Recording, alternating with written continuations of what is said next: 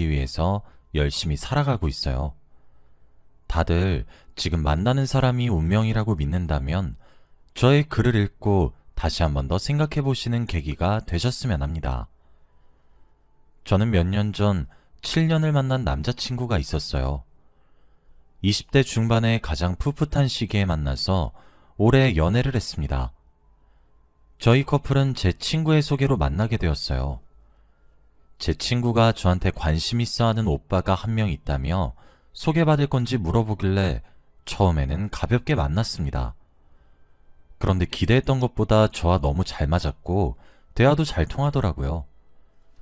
저와 오빠는 처음 만난 그 식당에서 5시간 동안 쉴 새 없이 대화를 나누었습니다. 가치관과 성격까지 너무 잘 맞았어서 이 남자와는 왠지 운명이란 생각이 들었어요. 그래서 그 뒤로도 자주 만나게 되었고 저희는 자연스럽게 연인이 되었습니다.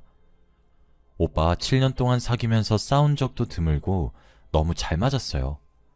권태기도 없었고 오빠가 저한테 워낙 잘해줘서 오빠한테 너무 고마웠죠. 그렇게 저희는 30대가 되었고 집안에서도 슬슬 결혼을 준비하라는 말이 나와 이때다 싶어 결혼 준비를 하기 시작했습니다. 이미 집도 합쳐서 신혼집에서 둘이서 사는 중이었어요. 코로나 때문에 결혼식을 계속 미루고 있어서 아직 정확한 날짜는 못 정했습니다. 결혼식을 미룬 대신에 더 퀄리티 높은 결혼식을 준비하고 있었죠.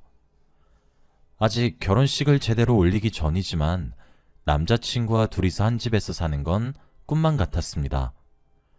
퇴근을 하고 집에 들어오면 저를 기다리는 사람이 있다는 것 하나만으로도 너무 행복하더라고요. 마음 잘 맞는 오빠와 평생을 함께 한다는 생각에 저는 더할 나위 없이 행복했습니다. 그렇게 저희는 거의 신혼부부 같은 알콩달콩한 생활을 하고 있었죠. 그런데 어느 날이었어요. 회사에서 업무를 보고 있었고 아무 생각 없이 메일함을 들어갔는데 익명으로 누군가에게 메일이 왔더라고요. 아무런 내용도 없이 사진 한 장만 떡하니 보냈습니다. 의심 없이 그 사진을 다운받아 열어보았는데 저는 그 사진을 보고 기겁을 했어요. 정말 충격받았습니다.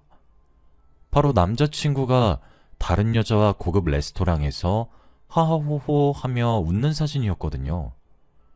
남자친구는 한 번도 제가 아닌 다른 여자와 레스토랑에 간 적이 없어요. 저한테 말해준 적이 없었거든요. 그런데 사진 하단에 있는 날짜가 더 충격적이었습니다. 왜냐하면 저와 사귄 지 3년쯤 됐을 때 찍힌 사진이었거든요. 연애한 지 7년이나 됐는데 사귄 지 3년부터 다른 여자와 그렇게 지냈다고 생각하니 피가 거꾸로 솟는 기분이었습니다. 저는 그 사진을 복사하고 퇴근하고 집에 들어가자마자 남자친구의 얼굴에 들이밀었어요. 남자친구는 제 사진을 보고 기겁을 하더라고요.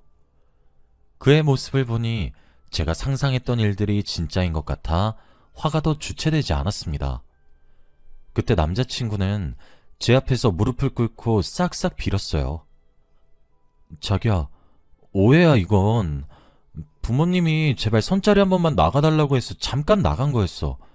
이때 저 여자 딱 한 번 본 게 다야. 그 뒤로 연락도 안 했어. 나 자기밖에 없는 거 알잖아. 내가 미안해. 딱 한 번만 봐줘. 남자친구네 부모님은 저를 별로 좋아하지 않으십니다. 자기 귀한 아들에 맞지 않은 여자라고 하면서 말이죠. 그래서 다른 집안의 여자와 잘하게 해보려고 선자리를 붙이신 것 같았습니다. 솔직히 화가 났지만 남자친구의 말을 들어보니 이해는 갔어요. 제가 기분이 나쁠 것 같아서 말을 안 했다고 합니다. 거의 울 듯한 표정으로 제 앞에서 싹싹 비는데 쉽게 거절하지 못하겠더라고요. 그래서 딱 한 번만 봐주기로 했습니다. 앞으로 무슨 일이 있어도 다 말하기로 했고 이 일이 있고 나서 저희의 사이는 더 돈독해졌습니다. 오빠는 제가 의심을 하지 않게 전부 다 보여줬고 제가 물어보지 않아도 어디서 뭘 하는지 다 알려줬죠. 오빠의 노력을 보고 이 사람을 용서해 준 게 잘한 일이라고 생각했습니다. 얼마 지나지 않아 저희는 다시 예전처럼 사이가 좋아졌고 결혼이 얼마 남지 않은 예비 부부가 되었죠. 그런데 어떻게 저에게 이런 일이 생길 수 있나요? 저는 원래 오빠의 휴대폰을 제가 먼저 잘 안 보는 성격이에요. 너무 집착하는 것 같고 오빠가 스트레스를 받아야 할 것 같아서 그냥 오빠를 믿는 편입니다. 제가 물어보지 않아도 다 알려줘서 딱히 휴대폰 검사를 하지 않죠. 그런데 왠지 그날따라 오빠의 휴대폰이 보고 싶더라고요. 한 번도 이런 적이 없었는데 왠지 오빠의 휴대폰을 보면 무언가 건질 것 같은 기분이었습니다. 그래서 저는 오빠의 휴대폰을 열어보았어요. 비밀번호도 다 알아서 쉽게 열 수 있었죠. 그런데 거기서 충격적인 것을 보게 되었습니다. 저번에 선자리를 가지고 나서 다시는 그 여자를 만나지 않았다고 말했는데 그건 다 거짓말이었어요. 그 여자와 주기적으로 연락 중이었습니다. 그것도 여자친구라고 칭하면서 말이에요. 저와 그 여자 둘이서 보란 듯이 카톡 대화창에 맨 위에 있었습니다. 이미 둘은 술도 먹고 하룻밤도 보낸 사이였어요. 오빠는 저와 그 여자에게 양다리를 걸치고 있었던 것이죠. 온몸에 소름이 돋고 도저히 진정이 되지 않았어요. 어떻게 해야 할지 머릿속으로 생각하고 있는데 그 순간 오빠가 들어왔습니다. 자신의 휴대폰을 보고 화가 나 있는 저를 보더니 상황 파악을 한 것 같더라고요. 그리고 저에게 다가와 제가 그 여자와 대화를 나눈 걸 읽고 있는 걸 봤습니다. 갑자기 대뜸 제 앞에서 무릎을 또 꿇고 싹싹 빌더라고요. 저는 그 모습도 이젠 못 믿었고 더 이상 오빠와 미래를 함께 할 수 없었습니다. 저는 자리에서 일어나 짐을 쌌어요. 오빠가 저를 말리며 제발 한 번만 봐달라고 애를 썼지만 제가 그 말을 믿을 리가 있나요? 제가 짐을 싸는 걸 오빠가 막고 있는 게 너무 짜증나서 냅다 뺨을 내리쳤습니다. 그 순간 오빠는 온몸이 굳어버렸고 저는 그 틈을 타 바로 짐을 싼 뒤 신혼집을 나갔죠. 그리고 저는 울면서 친정집으로 갔어요. 배신감이 미친 듯이 들었고 너무 서러웠어요. 친정으로 가니 부모님이 왜 그러냐고 물으셨지만 걱정 끼쳐드리고 싶지 않아서 아무 말 않고 바로 방으로 들어갔어요. 방문을 잠그고 몇 시간이나 펑펑 울었습니다. 저와 사귄 지 3년째부터 그 여자를 만났던 것이니 그럼 그 여자와 4년째 열애 중이라는 거잖아요. 생각을 하면 할수록 납득이 되지 않았습니다. 다른 여자를 만나고 있던 사람과 결혼을 꿈꾸고 있었다뇨. 제가 너무 한심하고 그냥 어디론가 도망치고 싶었습니다. 그런데 그날 새벽이었어요. 울다 지쳐 잠에 들었는데 오빠한테서 전화가 오더라고요. 정말 받을까 말까 고민했는데 결국 받았습니다. 무슨 말을 할까 궁금해서 전화를 받았는데 오빠는 의미심장한 말을 했어요. 난 자기가 없으면 내 인생은 살아도 사는 게 아니야. 난 자기밖에 없어. 자기가 없다면 난 차라리 죽는 게 나아. 다음 생엔 꼭 좋은 남자가 될게. 그땐 꼭 만나줘. 한 번만 기회를 준다면 나 다신 안 그럴게. 내 목숨 걸 수 있어. 마지막으로 한 번만 보면 안 될까? 그 순간 무언가 무서운 느낌이 들었어요. 왠지 오빠가 위험한 짓을 벌이고 있는 것 같은 직감이 왔고 저는 무작정 신혼집으로 뛰어갔습니다. 그런데 제 예상처럼 오빠는 나쁜 선택을 시도 중이었고 그 순간 아무것도 보이지 않았고 그저 오빠를 살려야겠다는 생각이 들었습니다. 오빠는 한 번만 기회를 주면 살아보겠다고 했고 저는 고민도 없이 그렇게 하겠다고 했어요. 저의 말을 듣고 오빠는 저에게 왔고 겨우 오빠의 목숨을 살릴 수 있었습니다. 정말 무서워 죽는 줄 알았어요. 그날 이후로부터 오빠는 저한테 다시는 안 그러겠다며 몇 날 며칠을 빌었네요. 다들 바보 같다고 하겠지만 그때는 오빠를 죽게 내버려둘 수 없었어요. 그래서 냅다 다시 한 번 더 기회를 준다고 했던 것이었죠. 저희는 다시 연인이 되었고 결혼을 기다리고 있었어요. 솔직히 저는 예전만큼 오빠에 대한 신뢰는 없었어요. 그저 오빠가 안정적일 때 다시 이야기를 해보려고 했습니다. 겉으로는 오빠와 같은 마음인 척했지만 정작 속으로는 그러지 않았죠. 그렇게 한 달간 살아갔는데 어느 날 다시 메일이 왔어요. 바로 그 익명의 메일 말입니다. 그 사진의 정체는 바로 남자친구가 그 여자와 같이 모텔을 가는 사진이었습니다. 그런데 한 장이 아니었어요. 전부 다 다른 날에 찍은 사진이었죠. 둘은 매일 같은 모텔에 같은 호실로 들어갔고 누군가 그걸 찍어서 저에게 보내준 겁니다. 그런데 더 충격적인 건 따로 있었어요. 저에게 그 여자와의 관계가 들키고 정리하겠다고 했던 그 한 달 동안에도 모텔을 갔더라고요. 아무 일도 없었다는 듯이 말입니다. 그 사진들을 보고 저는 도저히 제정신으로 살 수 없었어요. 그날은 사진뿐만 아니라 그 여자의 인적사항도 메일로 보냈더라고요. 이름과 다니고 있는 직장, 그리고 전화번호까지 말이죠. 남자친구와 같은 회사에 다니는 동료 직원이었습니다. 저는 바로 회사에서 반차를 냈고 그 여자에게 연락을 해서 만나자고 했어요. 당연히 결혼할 여자가 있는 걸 알면서도 들이대는 정신나간 여자인 줄 알았습니다. 그 여자에게 남자친구의 이름을 대고 그 사람에 대해 할 말이 있다고 하니 바로 나와주었고 저희는 한 카페에서 만났죠. 저보다 한참 어린 20대 여자였습니다. 이제 갓 사회생활을 시작한 사회초년생 같았죠. 더 화가 났고 어처구니가 없었습니다. 남자친구가 어린 여자들이랑 놀아났다는 생각에 도저히 화가 진정되지 않았죠.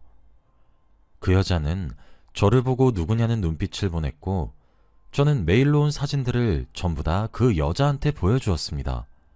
사진을 보더니 대체 누가 찍었냐며 놀라더라고요. 그리고 저는 저의 정체를 밝혔습니다. 저는 당신이 만나고 있는 남자와 결혼할 여자예요. 그 남자 결혼할 여자 있는 건 알고 있었죠? 그거 알고 들이댄 거죠?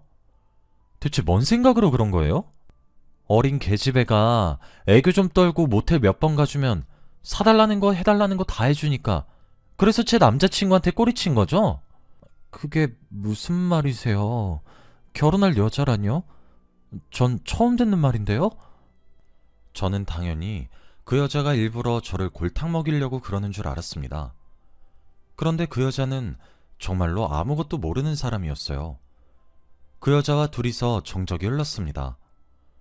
결혼할 여자가 있다고 한 번도 말한 적이 없었다고 해요. 그리고 오히려 자신과 결혼을 준비 중이었다고 합니다. 그 말에 제가 더 놀랐고 말이 나오지 않았죠. 저희는 곧 결혼식을 올린다고도 말했는데 그 여자는 더 충격적인 말을 했습니다. 이미 둘은 거의 반동거래하고 있다고 말이죠. 그 여자의 자취방에서 제 남자친구가 거의 살다시피 하고 있다고 했어요. 저희 둘 다 말문이 턱 막혔고 아무 말도 나오지 않았습니다. 근데 그 순간 갑자기 그 여자가 눈물을 흘리더라고요. 저 어떡해요? 저 정말 바본가 봐요. 아무것도 모르고. 정말 죄송합니다. 이 말을 했고 갑자기 자신의 배를 문질문질 거렸어요. 그러면서 말을 이어나갔습니다. 우리 새싹이는 그럼 어떡하죠? 그 순간 머리가 멈추는 듯한 기분이었어요. 아무 생각이 들지 않았고 머릿속이 새하얘지더라고요. 그 여자는 제 예상처럼 임신을 했습니다. 아이의 아빠가 바로 제 남자친구고요. 말문이 막히고 도저히 대화를 이어나갈 수 없었습니다. 그리고 그 순간 속이 역해져서 화장실로 뛰어갔고 바로 토를 했어요. 정말 더럽고 역겨운 인간이었습니다. 자기와 띠동갑보다 훨씬 더 어린 여자아이를 임신시키다뇨. 정말 무서운 사람이었습니다. 그날 저와 그 여자는 결심했어요. 그런 쓰레기 같은 남자한테 놀아나지 말고 복수를 하기로 말이죠. 저는 정말 도저히 용서할 수 없었습니다. 그 여자도 복수하고 싶다고 했고 저희는 계획을 세웠죠. 그렇게 저와 그 여자는 남자친구 몰래 연락을 주고받았고 본격적으로 계획을 시작했습니다. 저는 남자친구한테 결혼하기 전에 연애 감정을 느껴보자고 꼬셨어요. 그러면서 모텔로 데려갔습니다. 바로 그 여자와 밥 먹듯이 갔던 그 호텔의 그 호실로 말이죠. 제가 카운터에 가서 방번호를 말하니 남자친구가 화들짝 놀라더라고요. 그러면서 저에게 자기 여기 와본 건 아니지? 아니, 너무 잘 알아서 나 좀 당황스러워 라고 하는데 웃겨 죽는 줄 알았습니다. 그리고 저는 아무 말 없이 그곳으로 들어갔고 남자친구는 처음 온 척 연기를 하더라고요. 그 모습조차 역겨웠습니다. 그리고 저희는 분위기를 탔고 마지막 밤을 보냈죠. 제 옆에서 누가 업어가도 모를 것처럼 잘 때 저는 사진을 찍어 그 여자한테 보냈어요. 1시간 뒤 그 여자가 저희 방에 들어왔고 자고 있는 남자친구의 얼굴에 냅다 찬물을 끼얹었습니다. 화들짝 놀라며 남자친구가 일어났고 그때 그 여자는 뺨을 때렸죠. 젊은 여자였는데도 아주 맛깔나게 뺨을 잘 때리는 모습을 보고 조금 놀랐습니다. 남자친구는 영문도 모른 채 물사대기와 뺨을 맞으니 많이 화가 난 것 같았죠. 그리고 갑자기 저와 그 여자 둘이서 자신을 죽일 듯이 노려보고 있으니 상황 파악을 한 것 같았습니다. 아, 너희들이 손잡고 아주 다 연맥이려고 작정을 했구나. 그래, 오늘 누가 죽어서 여기 나가는지 한번 해보자. 이 말을 하며 갑자기 옆에 있는 유리 재떨이를 머리 위로 들더니 저와 그 여자를 내리치려고 했습니다. 그런데 그 순간 문에서 누군가 들이닥쳤어요. 바로 경찰이었습니다. 그 순간 남자친구는 비명을 지르며 도망치려고 안간힘을 썼지만 될 리가 있나요? 바로 경찰에 잡히며 수갑을 채우고 있었습니다. 남자친구는 저와 그 여자를 보며 욕을 하고 있었고 저는 마지막 한마디를 했어요. 네가 이러고 다니니까 우리 같은 여자들한테 걸리는 거야. 너도 이게 처음은 아니겠지? 아직 한 번도 걸린 적 없이 잘 넘어갔겠지. 너도 참 재수없다. 우리 같은 여자한테 걸리다니. 다신 이딴 짓 하지 말고 정신 차리면서 살아. 너랑 혼인신고 안 한 게 내 인생에서 가장 잘한 짓이다. 남자친구는 비명을 지르며 모텔방을 경찰과 같이 빠져나갔고 저는 그 순간 다리에 힘이 풀려 주저앉아 버렸어요. 그리고 그 여자와 안으며 펑펑 울었습니다. 큰 고비를 하나 넘긴 기분이었거든요. 너무 서러웠고 이때까지 꽁꽁 숨겨놨던 감정들이 한꺼번에 폭발한 기분이었습니다. 그리고 저는 조사를 받기 위해 그 여자와 경찰서로 갔죠. 그리고 조사를 받는 과정에서 알게 되었습니다. 저에게 익명의 메일을 보내준 사람의 정체를 말이죠. 바로 저에게 남자친구를 소개시켜주던 저의 친구였습니다. 너무 상상치도 못한 인물이라 놀랐는데 그 친구는 저에게 충격적인 말을 했어요. 우연히 식당에 가서 제 남자친구가 다른 여자와 데이트라는 걸 봤고 그때 남자친구와 마주쳤대요. 그런데 그 사실을 저에게 알리면 자신이 무슨 짓을 할지 모른다고 했답니다. 그리고 자기뿐만 아니라 자기 가족들까지 위협을 한다고 하면서요. 우선 사진은 몰래 찍어두었는데 후폭풍이 두려워 저에게 말도 못하고 꽁꽁 숨기고 있었는데 제 친구한테 그 여자와 데이트하는 걸 자주 들켰대요. 그때마다 입조심하라고 협박을 하니 저에게 마음껏 보낼 수 없었다고 합니다. 그런데 정말 결혼을 할 것 같으니 이건 아닌 것 같아 보냈대요. 사진 때문에 자신을 수십 번이나 찾아왔는데 겨우겨우 도망치면서 살았다고 합니다. 그동안 얼마나 힘들었는지 펑펑 울면서 말하는데 너무 고맙고 미안한 거 있죠? 이런 친구를 제 옆에 두었다는 게 너무 자랑스러웠고 제가 옆에서 아무것도 못해준 게 미안했습니다. 이 친구가 아니었다면 저는 아직도 그 쓰레기 같은 남자의 사생활을 모르고 결혼을 했겠죠. 생각만 해도 아찔합니다. 그리고 저는 또 하나 알게 된 사실이 있어요. 제 전 남자친구는 전과가 한두 개가 아니었습니다. 어릴 때부터 이것저것 많은 일들을 저지르고 다녀서 경찰서를 자주 들락날락했더라고요. 범죄를 많이 저지르고 다녔던 사람이다 보니 소송도 쉬웠습니다. 당연히 저와 그 여자한테 유리하게 흘러갔고 친구가 저에게 보내준 증거들도 있으니 저희가 승소를 했어요. 결혼식 취소 위약금이나 이것 저것들도 다 전 남자친구가 부담하고 저한테 합의금도 어마무시하게 줘야 해요. 그리고 접근금지 신청도 해서 근처에 오지도 못합니다. 이 일이 있고 나서 정말 많이 변했어요. 사람을 보는 눈이 조금 생긴 것 같습니다. 사람을 쉽게 안 믿게 되었고 저의 모든 걸 다 주지도 않게 되었죠. 그 여자는 아이를 낳고 혼자서 씩씩하게 잘 키우고 있어요. 연락은 하지 않지만 간간히 들려오는 소식을 들어보니 어린 나이에도 불구하고 기죽지 않고 살고 있다더군요. 그런 모습을 보고 저는 많이 배웁니다. 저는 벌써 40을 바라보고 있네요. 이런 고난과 역경을 겪어서 그런지 지금의 제 인생은 순탄하게 느껴져요. 다들 저 같은 일 경험하지 않길 바랍니다. 저희 이야기는 여기까지예요. 들어주셔서 감사합니다.